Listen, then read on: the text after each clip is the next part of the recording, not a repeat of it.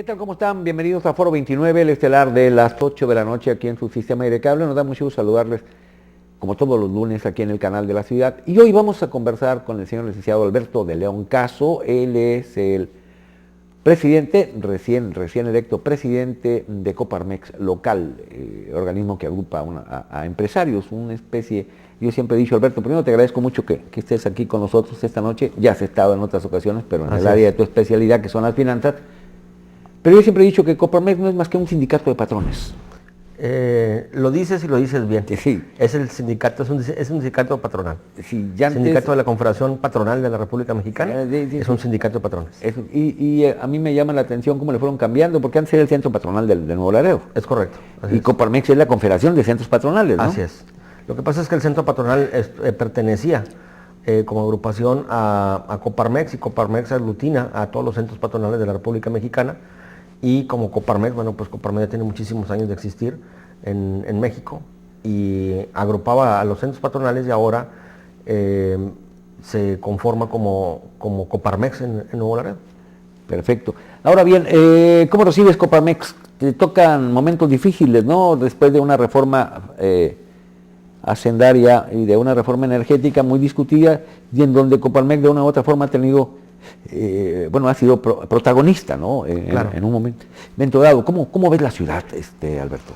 Pues mira, Miguel, recibimos a Coparmex con este grupo de empresarios que están adentro que conforman a la Coparmex, y bueno, pues no sin antes decir que ya esperábamos que el primer trimestre del 2014 lo íbamos a empezar cuesta arriba, y no solamente los empresarios de Nuevo Laredo, sino prácticamente todos los empresarios de la frontera norte y de la frontera noreste. En lo que es la frontera noreste, sabíamos de antemano que iban a impactar los nuevos impuestos que se iban a empezar a recibir a partir de 2014, y por supuesto también que iba a ser muy importante el impacto que iba a tener la homologación del IVA. Entonces, no solamente eran los nuevos impuestos que íbamos a recibir por parte de la reforma, sino también la homologación del IVA. Entonces se conjugó los nuevos impuestos con la homologación, y es un doble impacto para los empresarios de la frontera. Entonces sabemos que el primer trimestre iba a ser un trimestre cuesta arriba, y bueno, pues fuimos más o menos preparándonos para eso. Yo considero que aparte del primer trimestre, Miguel Ángel, es un trimestre de acoplamiento, ¿no?, de los empresarios con las nuevas reformas y con las nuevas leyes. Lo importante de esto, Miguel, es que las reformas estructurales, que sin duda vayan a traer algún beneficio o vayan a traer beneficios para la población y para los empresarios, pero no solamente es eso, sino que tenemos los juegos muy bonitos, empaquetados, los tenemos ya en cajas, los tenemos muy bien visualizados. Lo único que no sabemos es lo que está dentro, que son las reglas del juego, que son las leyes secundarias. Entonces, no solamente los empresarios, sino los inversionistas a nivel nacional e internacional, es lo que precisamente están esperando.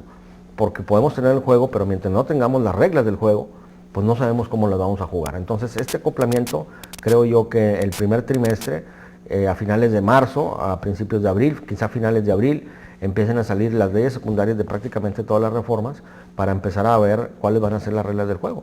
Entonces, mientras no se tengan esas reglas, repito, el primer trimestre pues se antoja difícil, yo creo que para todos. ¿Tú de veras consideras que las reformas, la energética y la hacendaria, van a funcionar? Mira, la hacendaria no lo sé.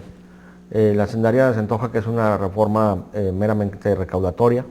La han hecho en otras ocasiones, no es la primera vez siempre ha existido ese tipo de reformas, pero pues al agregar impuestos no nos gusta a nadie, ¿no? Pero nos hemos dado cuenta que en la cuestión pública, pues a veces no son las mejores maneras de poder recaudar dinero, y sabemos que a lo mejor no son los entes más especializados para administrar el dinero.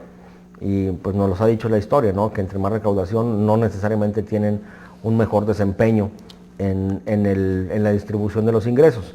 Pero por otro lado, solamente cambiaron algunas reglas del juego en la cuestión de la reforma hacendaria. En el caso, por ejemplo, de nosotros en la frontera, pues esas reglas del juego, que aún todavía no están completamente bien definidas, pues sí nos vinieron a afectar, como lo que es la homologación del IVA, que desafortunadamente por algunos cuantos, pues nosotros somos los que, el consumidor final es el que realmente... Los que pagamos el pato, punto. Ahora, en caso de la reforma energética, ¿no consideras tú que es muy riesgoso el cederle ese recurso a empresas extranjeras? Es decir, algunos países dicen que no han tenido ninguna otra opción, sino esa, ¿no?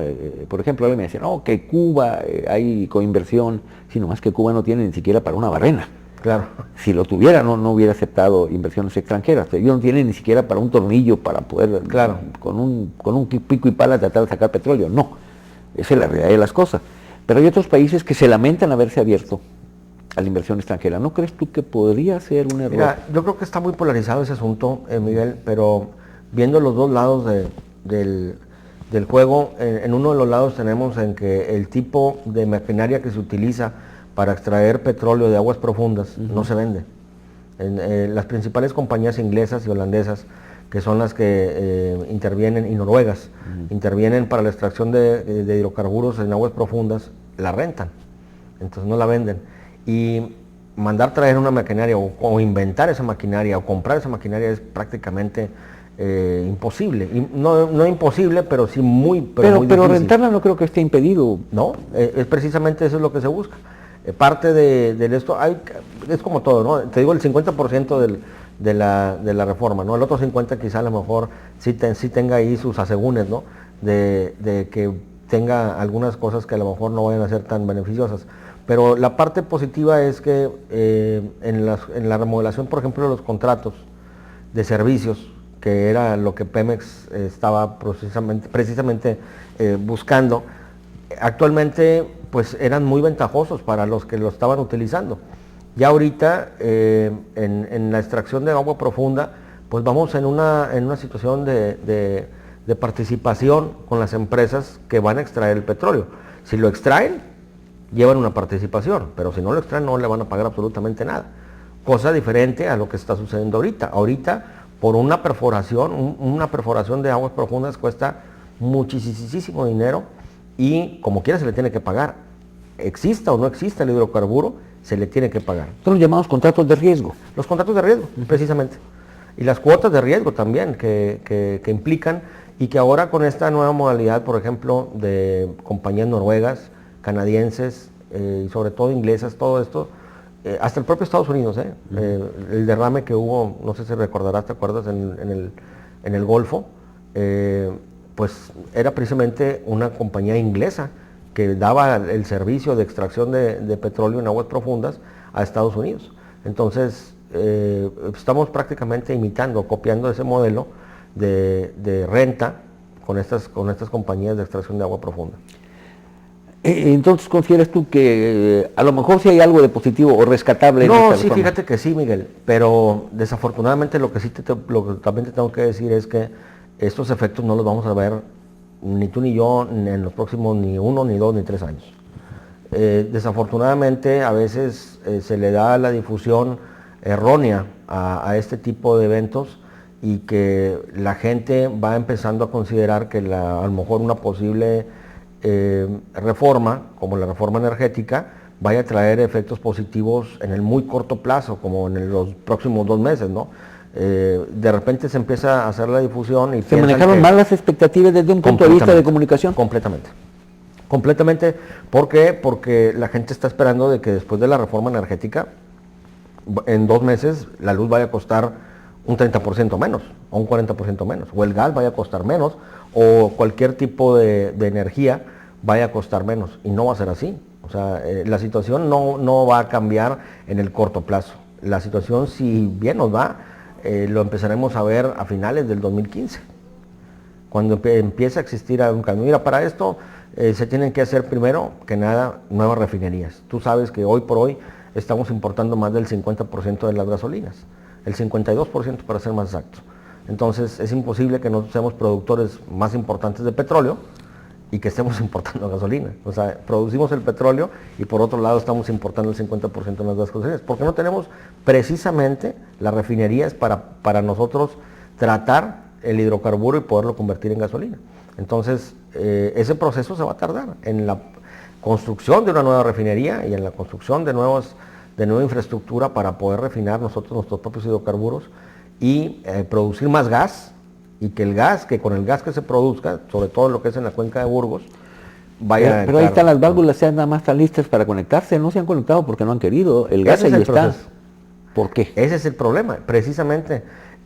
Hay muchas cosas que se han venido dando, sobre todo de contratos y de cuestiones legales, que han venido impedido. Ahora, traen mano muchísimas dependencias, Secretaría de Energía, Pemex, Comisión Federal de Electricidad, Ecología. Entonces, imagínate, ponerse de acuerdo todos, ¿no? Bien, estamos conversando esta noche aquí en Foro 29 con el señor licenciado Alberto de León Caso, él es el presidente de Coparmex. Vamos a una pausa y regresamos.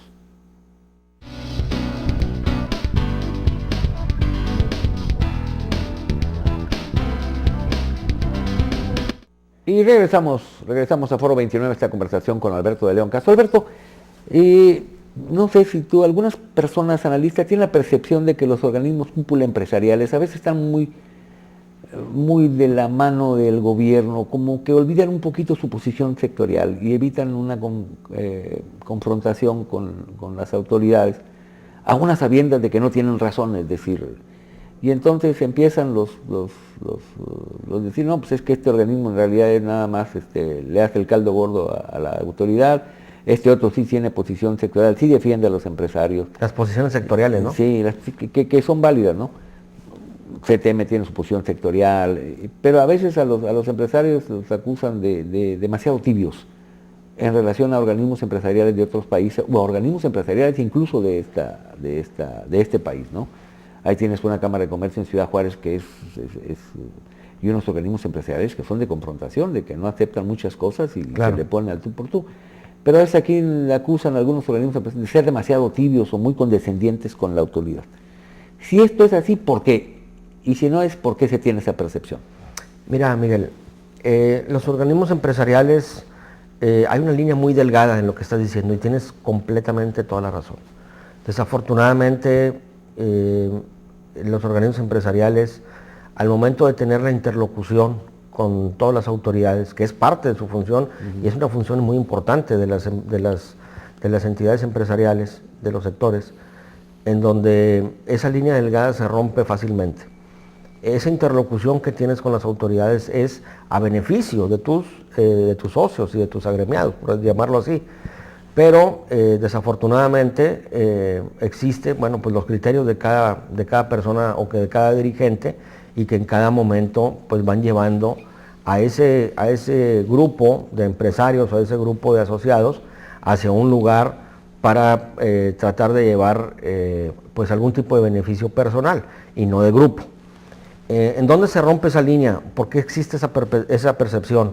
Porque los organismos empresariales tienen la interlocución, parte de la función importante de un organismo empresarial es tener interlocución con todas las autoridades. Es decir, que el empresario tiene un problema con una autoridad y quien es la voz de ese empresario ante la autoridad precisamente es tu organismo empresarial. Llámese Canaco, Canacintra, Coparmex, Index, el que sea, el que le quieras tú poner. Entonces, ¿por qué? Porque obviamente pues ese es el paso en que se lleva a través de las cámaras y que las autoridades están muy acostumbradas a ello. Pero, ¿qué pasa cuando el dirigente tiene un acercamiento de más con las autoridades y que se presta, por ejemplo, a una comparsa o a una componenda con cualquier tipo de autoridad? Se rompe ese hilo de esa interlocución y pasa a ser comparsa de cualquier tipo de administración gubernamental. Entonces, ya su objetivo, pues ahora sí que su objetivo no es muy objetivo, que digamos. La situación que están viviendo las cámaras empresariales en muchísimas partes del país precisamente es esa. Nosotros desde que un principio que estábamos en cuestión del tránsito, de cambio de mesa directiva, yo siempre lo dije y lo sigo repitiendo, nosotros no venimos a ser una piedra en el zapato para ninguna autoridad, pero con esto quiero aclarar que tampoco vamos a ser comparsa precisamente. Nosotros vamos a buscar el beneficio legítimo que tenemos todos los empresarios o que tienen todos los empresarios en Nuevo Laredo para buscar una mejor opción de hacer negocio. Si en eso estamos de acuerdo con cualquier autoridad, que bueno, y si no, bueno, pues lo habremos de señalar. Habremos de aplaudir lo que sea plausible y habremos de señalar lo que se tenga que señalar, lo malo también. Entonces, yo creo que es esa línea tan delgada que a veces se rompe, Miguel, y la percepción de que pues hay comparsas, desafortunadamente por lo mismo, ¿no? Por los mismos dirigentes o presidentes de los organismos que han sido así y que rápidamente pues han caído en esa situación de pasarse de un lado empresarial al lado de la componenda, del lado de la prebenda, con los institutos gubernamentales. Yo te lo comento porque, por ejemplo, a nivel nacional ahora con la homologación del IVA, algunos Coparmex estuvieron a favor de amparar a sus socios en la frontera contra este incremento, pero en el caso de Laredo ni siquiera se comentó, ni se puso a votación, ni nada. Mira, qué bueno que toca ese tema, ¿eh? Qué bueno que toca ese tema, Miguel, y es muy importante hacer una aclaración de esto porque de hecho hay mucha confusión. La gente no lo sabe y sí ha habido mucho ruido alrededor de esto. En la cuestión del amparo contra el IVA, déjame decirte que en primer lugar, una de las características más importantes del amparo es que el amparo es personalísimo. Entonces, en esto, cuando los grupos de abogados se acercaron, no se iban a amparar los organismos. No, iban a ser los socios. Sí, no se iban a amparar, no se iba a amparar la Canaco, no se iba a amparar la Coparmex, no se iba a amparar la Canacintra, se iban a amparar los socios de los organismos. ¿Por qué? Porque te repito, como empresa, como individuo, pues el amparo es muy personal. En el caso, por ejemplo, de aquí en Nuevo Laredo, nosotros empezamos a tocar base con otras asociaciones y con otros grupos, al menos, por ejemplo, nosotros en Coparmex, en otras partes, y nos dimos cuenta que empezó a haber problemas precisamente por eso. O sea, se acercaban las barras de abogados, se acercaban grupos de abogados y decían pues que querían tener acceso a los socios para lograr tratar de hacer un pool legal para ampararse, pero no propiamente que la Coparmex se fuera a amparar, no, sino que los socios. Fue una decisión personal de cada socio. Era una decisión personal, pero ¿qué estaba pasando, Miguel? Mira, lo que estaba pasando es de que te estaban pidiendo tener acceso, en primer lugar, a una lista de socios, de todos los socios de todos los organismos. Y en esa lista de socios tenías que entregar, obviamente, datos personales, dirección, teléfono, giro, son datos todo, que vienen en un todo. Ese era uno. Se empezaron a acercar, a nivel, por ejemplo, regional, tuvimos nosotros la experiencia que hablamos con otros centros patronales, por ejemplo, de Coparmex de la zona noreste, y empezaron a tener problemas porque se empezaron a acercar diferentes tipos y grupos a tratar de unirse para la cuestión del amparo contra el IVA, organismos que nadie sabía quiénes eran, organismos de choque, organismos que salieron de la nada, grupos de abogados que nadie los conocía, grupos de abogados que no sabían ni quiénes eran y que estaban buscando prácticamente sus 5 minutos de fama. Hubo ocasiones, Miguel, en que un grupo, un despacho de abogados en otra frontera, citó a una conferencia de prensa. ¿En base a qué? O sea, nadie supo qué estaba ellos enarbolando o qué estaban ellos representando. Citaron a una rueda de prensa precisamente amparándose de que ellos iban a amparar a los grupos empresariales y nadie sabía quiénes eran los clientes de ellos, o sea, quién les había proporcionado la información. Y como ellos empezaron a hacer varios grupos, empezaron a salir varios grupos de abogados, de despachos, contables, de ley, o sea, prácticamente se desvirtuó esa situación y nosotros, en el caso mío, yo sí quise ser muy cuidadoso en eso porque pues no queríamos subirnos a algo que realmente no estuviéramos seguros de que realmente fuera a funcionar. Desafortunadamente nos dimos cuenta que en la Ciudad de México, a través de la Cámara de Senadores, hicieron lo suyo, no pudieron y dificulto yo que quizá a lo mejor vaya a poder haber algún cambio. Quizá pueda haber algún brote por ahí de que a lo mejor algún amparo en lo particular pueda funcionar o pueda darse, pero va a ser lo menos que los que más.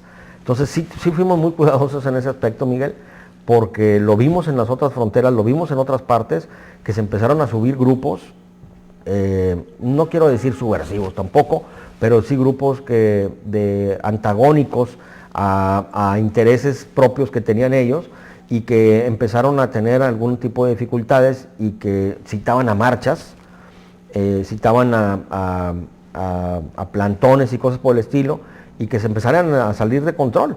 Entonces no queríamos nosotros estar precisamente o caer en un supuesto de esos y en un despacho en que no sabíamos exactamente quién es el que iba a enarbolar. Yo platiqué al final del cuento, al final del día, con algunos otros organismos y estaban exactamente en la misma posición, o sea, no sabían exactamente quién es el que iba a representar esto, qué despacho es el que tenía el control o cuántos despachos es los que iban a hacer, si los socios iban a estar de acuerdo. Lo único es que pues sí, nosotros bajamos la información a los socios y le dijimos, está esta opción. Señores, ustedes son los empresarios, ustedes son los que tienen que decidir, está esa opción. Creemos que puede ser buena opción si se maneja con este grupo de legal o con este grupo de abogados, pero pues a final de cuentas es una responsabilidad de cada uno, ¿no? De cada empresario. Y así fue, de hecho, tuvieron la oportunidad de decidirlo cada uno de los organismos a través de sus propios empresarios. Entonces, hubo la oportunidad de poderlo hacer en lo individual y en lo particular cada quien, porque se les bajó la información y no hubo quizá a lo mejor la respuesta que se estaban esperando. Al final de cuentas quedó en una decisión personal. Completamente. Una decisión evidentemente personal Así es. e individual. No tenía nada que ver con los organismos. En lo absoluto. Si tú te quieres amparar, ampárate, ese es tu problema. Así es que el organismo no podía representar porque no puede ampararse en sí el organismo. Sí, no, los amparos globales no existen. Así es. Eso es interesante. Y de ahí de eso empezó a decir, bueno, ¿a quién le estás haciendo caso tú? ¿A quién no quieres evitar confrontarte con eso? Es que hubo eso, ¿no? De que, oye, pues es que si tú estás para representar los intereses de los empresarios y la Cámara, es que a final de cuentas, quien tiene que tomar la decisión, volvemos a lo mismo, de un amparo personalísimo, de una persona física, por ejemplo, que aglutina también a varias personas físicas, cualquier cámara empresarial, que están también como persona física con actividad empresarial, que ahora algunos eran repecos y que ahora van a ser del RIF, del régimen incorporado fiscal, sí. Régimen de incorporación fiscal, pues tenía que ser un amparo completamente personal. O sea, nosotros no lo podíamos llevar de la mano de decirle ampárate o no ampárate, ¿no? Nosotros lo único que hicimos es agarramos la información, le dijimos qué estaba pasando, le teníamos que decir por fuerza qué estaba pasando en otras fronteras, cómo se estaban manejando, qué se estaba llevando. Pero al final de cuentas sí se presentaron, ¿no? Los amparos. Sí, claro, algunos sí. Sí, hubo algunas personas sí tomaron la decisión de ampararse, tenían que presentar cierta documentación hasta el día antes de, si no mal recuerdo, el 14 de febrero, el Día del Amor y la Amistad, creo que era el último día para poderlo hacer, y hubo algunos que sí. Localmente. Sí, algunos que sí. Fueron miles a nivel nacional, pero localmente sí hubo algunos. Así es. Bien, entonces eso queda aclarado el por qué se presumía eso, ¿no? Sí, fue muy polémico, la verdad, muy polémico de que por qué sí, que no, y bueno, pero realmente no era cuestión de las cámaras empresariales, sino de cada uno de los participantes empresariales. Bien, pero hay muchos temas pendientes en la agenda nacional, en donde Coparmex está jugando un papel fundamental, puede llamar seguridad pública, podemos hablar de leyes de la construcción, ya ves lo que está pasando ahorita con algunas empresas, bueno, con una empresa, ¿no?, que le suministra o le suministraba servicios. Oceanográfica, ¿no? Oceanografía Oceanografía, creo. Oceanografía, que ya ves que parece que... Bueno, no se puede entender un fraude de ese tamaño sin la participación, obviamente, de la misma empresa, pero obviamente tanto de Pemex como del propio banco, ¿no? ¿Por qué? Porque el problema es de particulares, es entre el banco y el empresario, ¿no? La empresa yo no creo que tenga nada que ver. ¿El qué, perdón? La empresa no creo que tenga nada que ver, es decir, Pemex, no creo que tenga nada que ver. No, sí, porque a final de cuentas, lo que traían ahí, parte de lo que traían, no digo que todo, pero ya estamos hablando de que ya superaron la barrera de los 500 millones de dólares.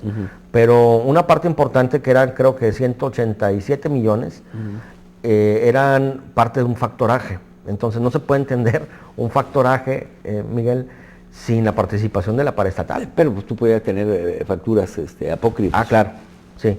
Pero lo que se comentaba es de que estaban tan bien hechas y que llevaban sellos y todo. Claro que la empresa vivo igual también.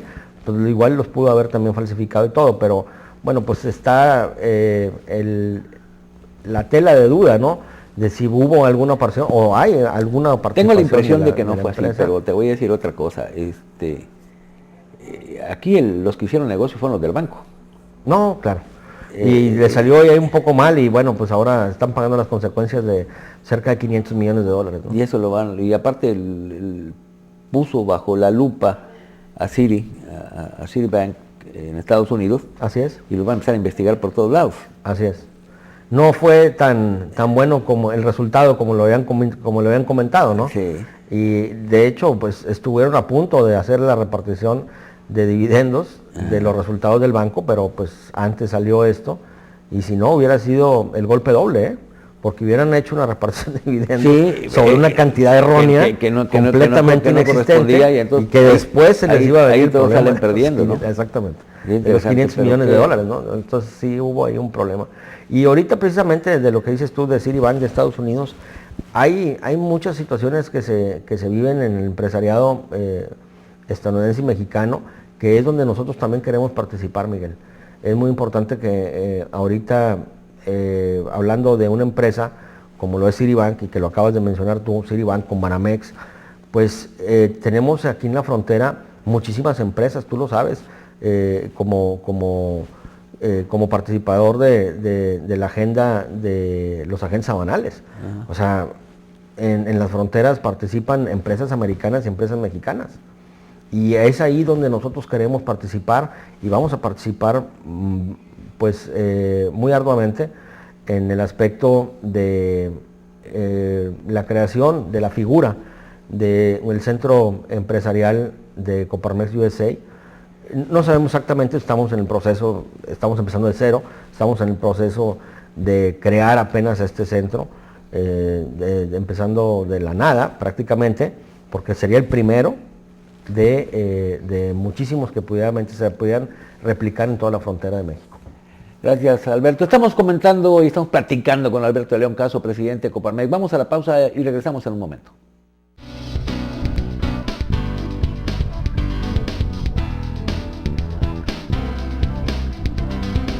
Y regresamos a esta conversación con Alberto de León. Alberto, ¿cómo ves la ciudad, Alberto? Vamos a hablar ¿cómo ve el centro patronal, la Coparmex? ¿Cómo ve la ciudad? ¿Qué expectativas tiene sobre lo que puede ser el desarrollo económico de la ciudad? Obviamente también el desarrollo social, porque ambos van a la par juntos. Así decir, a la vez a la par juntos. Ambos juntos a la par together. Sí, es un pleonasmo, ¿no? Pero, ¿cómo la ves? Mira, nosotros tenemos una visualización no solamente de Nuevo Laredo, sino de lo que es la frontera noreste, que pues es muy prácticamente lo mismo, es muy parecida. Positiva, Miguel Ángel. Positiva, ¿por qué? Porque hemos vivido, como tú lo sabes, muchísimos años de desaceleración, muchísimos años de inanición en la inversión, y que pues hay mucha gente que ya está dispuesta, y que en estos 10 años que llevamos prácticamente de inanición empresarial o de inversión empresarial, pues se han juntado algunas cantidades o algunos empresarios con algunas cantidades importantes para poder invertir. ¿A qué me refiero con esto? A que la gente que no invirtió hace 10 años, pues ahorita está en posición de poderlo hacer. Y no solamente está en posición de poderlo hacer, sino que quieren hacerlo. Pero pues para eso se necesita hacer mano cadena, Miguel. Es imposible que nosotros podamos dejar todo en manos del gobierno. Y me refiero con esto en manos del gobierno municipal, en manos del gobierno estatal o federal. Aquí en el ámbito local, pues obviamente nos compete más la autoridad municipal. Pero es prácticamente imposible que dejemos todo del lado de ellos y esperar a que pues te caigan las inversiones y que hagan prácticamente todo. Entonces tenemos que hacer una conjunción entre empresarios, gobierno, los sectores empresariales, el gobierno y el sector privado, el sector también social, para hacer esa cohesión que tanto estamos buscando, ¿no? Me refiero que lo vemos bien también, Miguel, porque esa inanición que tenemos por más de 10 años se ha convertido ya en una necesidad y se ha convertido también ya en una cuestión de que la gente lo está buscando, o sea, está buscando la oportunidad para poderlo hacer y está buscando las mejores opciones para hacerlo. Y yo te lo digo porque pues he tenido la oportunidad de platicar con algunos de ellos y que me dicen, oye, ¿en qué hacemos? O sea, ¿qué ponemos o qué? Y parte importante de esto, quiero comentar que va a ser también la inversión de los propios agentes aduanales. Hay participación, veo una mejor participación del sector más importante de la ciudad, que obviamente es el sector aduanal, y que estarían dispuestos, porque lo he platicado con algunos de ellos, o con bastantito de ellos, estarían dispuestos a invertir en algo que fuera diferente a su rubro de agencia aduanal. Mira, sí, Miguel, hace 30 años, tú lo sabes. Sí, o sea, sí, lo que hay que diversificar el portafolio de inversiones. Así es. No es bueno poner todos los huevos en una canasta, eso Así me queda es. claro. Y es parte de la jugada financiera. Sin embargo, durante muchos años aquí se presentó un fenómeno, no sé si tú lo viviste, a lo mejor no, porque tú eres relativamente joven. El sector canaco trabajaba por su lado, los industriales por otro, el Coparmex por otro, y nunca hubo una sensación de grupo. Para crear grupos, valga la redundancia, como es, por ejemplo, el grupo Matamoros, que es un grupo que pesa, Claro. El grupo Tampico, que es un grupo que pesa. Aquí no podemos hablar de grupos. Bueno, es que volvemos a lo mismo, mientras no tengamos precisamente esa convocatoria y esa cohesión en la que estamos llamando y esa importante aglutinamiento de todas las cámaras empresariales, pues difícilmente se va a dar a considerar un grupo, ¿no? Y precisamente eso es lo que empecé yo con eso cuando tomé protesta como nuevo presidente de Coparmex, invitando no solamente a los propios empresarios, sino invitando también a las otras cámaras precisamente a conformar ese grupo para tener unidad, para tratar de sacar un acuerdo. Y vienen casos importantes. Mira, hace un par de semanas tuvimos una reunión con la Secretaría de Desarrollo Económico en la ciudad y con todos los presidentes de los grupos empresariales. Y en esto es importante mencionar que lo que nosotros decíamos, llegamos a un acuerdo de empezar a tratar de homologar cuestiones técnicas, por así decirlo, o cuestiones que tenemos en particular cada asociación y cada grupo, para no precisamente, como dices tú, pues un para un lado, otro para el otro y otro para el otro.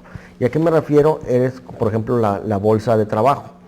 En unos días más va a ser la feria del empleo, pero llegamos a un acuerdo de que todas las asociaciones, Index, por ejemplo, en maquiladoras, nosotros como Coparmex, Canaco y prácticamente todas las agrupaciones, de decir, bueno, vamos a homologar las características de nuestras bolsas de trabajo, porque todos tenemos bolsas de trabajo, pero cada quien tiene una característica diferente. Por ejemplo, en el caso de nosotros, pues los exámenes que nosotros hacemos para la bolsa de trabajo son exámenes psicológicos, exámenes toxicológicos, exámenes de aptitud, diferentes tipos de exámenes. Entonces, otras características tienen las de Index, otras características tienen los municipales, otras las del Estado. Entonces, pues no puedes homologar las características de una bolsa de trabajo cuando todos tienen una situación diferente. Entonces, llegamos a un acuerdo todos en homologar precisamente las características de una bolsa de trabajo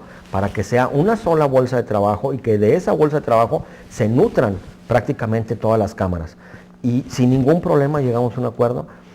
Obviamente yo sí estaba en la posición de que, bueno, la característica más importante, por ejemplo, para nosotros, que estuviera presente en esa homologación, ¿no? Que son, por ejemplo, un examen psicológico, un examen toxicológico, ¿no? Index, para ellos es muy importante que el examen de esto estuviera presente. Canaco estaba muy... Entonces se llegó a un acuerdo sin ningún tipo de problema y sabemos que en ese tipo de coincidencias encontramos una ruta fácil, Miguel, y creemos que así como eso, en un ejemplo muy pequeño como eso, una homologación de una bolsa de trabajo que no representa una cuestión publicitaria de mayor alcance, pues podemos encontrar esas coincidencias para una cuestión mucho mayor que sea trascendental para la economía local. Así como coincidieron en la bolsa de trabajo, se puede coincidir quizás en algún pool de inversión, por ejemplo. Es, completamente. Estamos conversando esta noche con el señor licenciado Alberto de León Caso, presidente de Coparmex. Vamos a la pausa y regresaremos a la conclusión de esta conversación.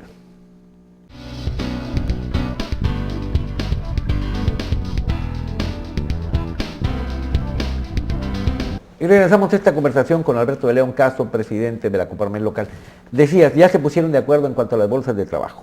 Así es. Ahora, pero así como esto puede ser un ejemplo de lo que se puede hacer cuando se unen los organismos empresariales, ¿tienes algunas otras cosas en puerta? Sí, mira, en el caso, por ejemplo, de nosotros, estamos buscando acuerdos, volvemos al inicio de tu comentario, de tu pregunta inicial, de estos acuerdos que se puede romper la línea tan delgada, pero acuerdos que lleven un beneficio tangible a nuestros socios. Acuerdos, por ejemplo, de firmas de acuerdos con la Comisión Federal de Electricidad, acuerdos con el Instituto Mexicano del Seguro Social, acuerdos con el Infonavit, acuerdos con dependencias municipales, acuerdos con dependencias gubernamentales del Estado o de la Federación. El que está próximo, que te puedo decir que ya es una realidad, y va en serio, o sea, difícilmente yo me comprometería a algo que no pudiera cumplir, Miguel, y hacemos todo lo posible, al menos lo que he mencionado, pues vamos a hacer todo lo que esté a nuestro alcance para poderlo cumplir, máxima si ya nos comprometimos, ¿no? En el caso, por ejemplo, del convenio con la Comisión Federal de Electricidad, estamos ya a unos días de llevarlo a cabo, vamos a firmar ese convenio con la Comisión Federal de Electricidad. Es un convenio muy ventajoso para nuestros socios, de muchísimo beneficio, no solamente de interlocución, que eso ya va implícito en todos los convenios, la interlocución, pero lo importante es esa firma del convenio en donde vamos a participar de lleno directamente con la Comisión Federal de Electricidad a través de sus ingenieros. Va a tener nada que ver con los recibos, no va a tener nada que ver con los pagos, no va a tener nada que ver con la cuestión de tarifaria, sino de la cuestión de ahorro de energía y de ahorro tangible en dinero de lo que se puede hacer. Entonces, ese es, por ejemplo, un ejemplo. Ese mismo convenio nosotros lo estamos replicando y nosotros lo estamos proponiendo. Obviamente lo tienen también, yo hablé, por ejemplo, con el presidente de Index, con Toño Lazalde, y me dice, sí, también, tenemos muchos convenios que ahora sí que como México, ¿no? Los famosos tratados que tienen 32 tratados y que solamente 2 funcionan y los otros son deficitarios, ¿no? No queremos hacer eso, lo que queremos es de que todos funcionen y los que de plano no tengan ningún tipo de beneficio, bueno, pues hacerlos a un lado, ¿no? Hacerlos a un lado. Entonces, esta época de convenio ya la arrancas definitivamente en estos días. Sí, en los próximos días ya empezamos a firmar el convenio con la Comisión Federal de Electricidad, estamos a punto también de empezar a hacer los convenios, como lo acabamos de empezar a ver con la autoridad municipal en el aspecto de las bolsas de trabajo, y poco a poco iremos esto. Pero lo más importante de esto, Miguel, es que nosotros queremos llevar de la mano a todos los organismos, o sea, queremos empezar a jalar a todos los organismos para que unifiquemos los criterios y para que podamos encauzar para un beneficio tangible para todos nuestros socios y que automáticamente pues ese da para toda la población. Porque los beneficios que bajemos nosotros a nuestros empresarios se van a ver también reflejados también en sus empleados, ¿no? Y aparte es parte de la función social que tiene Coparmex, no nada más es defender intereses comunes, sino también de ver de qué forma pueden participar en el desarrollo socioeconómico de la ciudad o del ámbito donde se desenvuelve Coparmex. Así es. En política no se meten ustedes, obviamente. No, mira, es algo muy importante. El presidente de Coparmex generalmente debe de ser apartidista, pero no apolítico. ¿No? Somos apartidistas, yo en particular soy apartidista, yo no pertenezco a ningún partido. Pero tienes tus simpatías por algún candidato o algo, pero ese es en lo personal. En lo personal, afortunadamente, pues tenemos amistad prácticamente con todos. Pero en lo personal sí. Pero no hay ningún color, es a lo que me refiero. No tiene color. No, y me acuerdo que en la administración anterior, bueno, no en tu ejercicio, pues tú eres vicepresidente, fueron casi todos los candidatos a la presidencia municipal a hablar con los empresarios, ¿no? Así es, y digo, sí tenemos que ser muy cuidadosos en eso y no empezar a pintar de ningún color un organismo empresarial.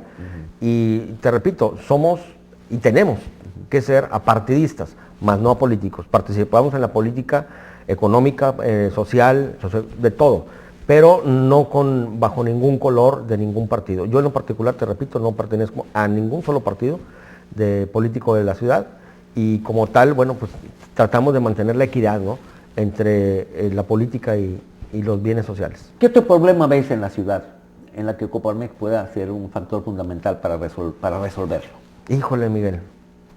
Es que muchos de la peor de todas, la apatía. La apatía, Miguel, es un mal que nos aqueja a todos, y te voy a decir algo que puede ser. Es la falta de arraigo, precisamente, de muchísimas personas que no le han tomado el cariño suficiente a la ciudad. Conozco a muchísimas personas que han llegado aquí prácticamente sin nada y que ahorita están completamente en la opulencia, pero no han tenido pues el tiempo o las ganas o la delicadeza de dedicarle un minuto a este pueblo que le ha dado tanto. Entonces, a la hora de las decisiones, a la hora de la participación, nos encontramos solos. O sea, no existe la participación, y eso es precisamente lo que queremos romper. Lo que tenemos pensado hacer, Miguel, en el caso, por ejemplo, del convenio de la Comisión Federal de Electricidad, es ir a contrapelo de lo que se hacía anteriormente. Decía Einstein que era completamente imposible esperar un resultado diferente cuando hace las cosas igual, ¿no? Sí. Entonces, la definición de locura, siempre ¿no? me pasa lo mismo, porque Sí, siempre porque hacen lo mismo. Entonces, ahora vamos a ir un poco a contrapelo, Miguel. Prácticamente les vamos a dar el pisotón en el pie para que abran la boca y meterle la cucharada.